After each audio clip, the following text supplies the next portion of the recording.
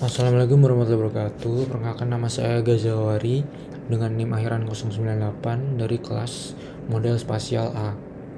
Kali ini saya ingin mempresentasikan hasil analisis peta risiko bencana banjirop di Kabupaten Pekalongan sebagai pemenuhan nilai untuk responsi praktikum model spasial dan bencana risiko pesisir. Langsung saja untuk yang pertama, untuk pengertiannya dulu. Itu risiko diartikan sebagai ukuran kemungkinan terjadinya kerusakan atau kerugian pada properti, lingkungan, atau manusia yang dapat muncul jika ancaman itu tersebut menjadi kenyataan, beserta tingkat keparahan yang harus diantisipasi.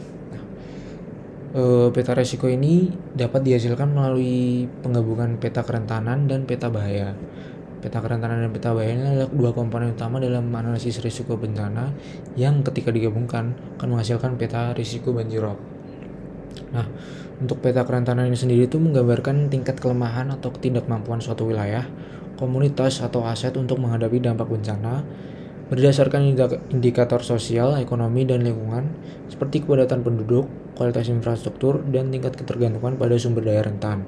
Sementara itu, untuk peta bahaya sendiri menunjukkan potensi ancaman dari bencana, termasuk intensitas bencananya, frekuensinya, dan cakupan wilayah yang terkena dampak, seperti contohnya ketinggian air pasang dan luas genangan banjirop.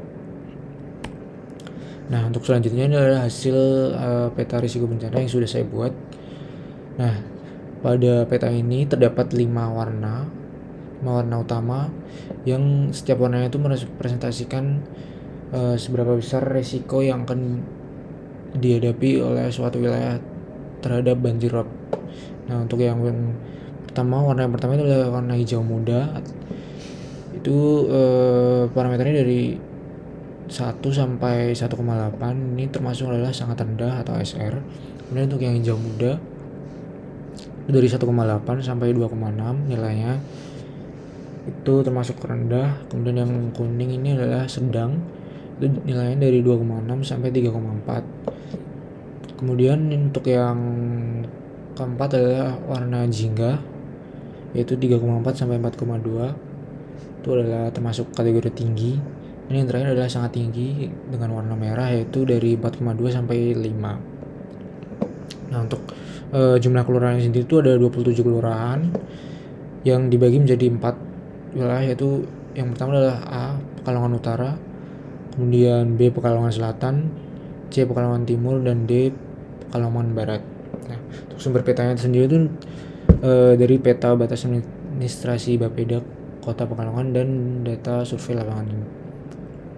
Nah, pada hasil peta ini dapat dilihat dengan jelas bahwa untuk wilayah Pekalongan Utara ini didominasi oleh warna hijau, sedangkan untuk wilayah Pekalongan Selatan dan Pekalongan Barat ini terdapat wilayah-wilayah yang memiliki tingkat risiko sangat tinggi atau berwarna merah. Nah, untuk wilayah yang memiliki risiko rendah ini atau yang sangat rendah ini didominasi di wilayah pesisir, sedangkan untuk yang berwarna merah atau sangat tinggi ini didominasi di wilayah perkotaan atau jauh dari pesisir.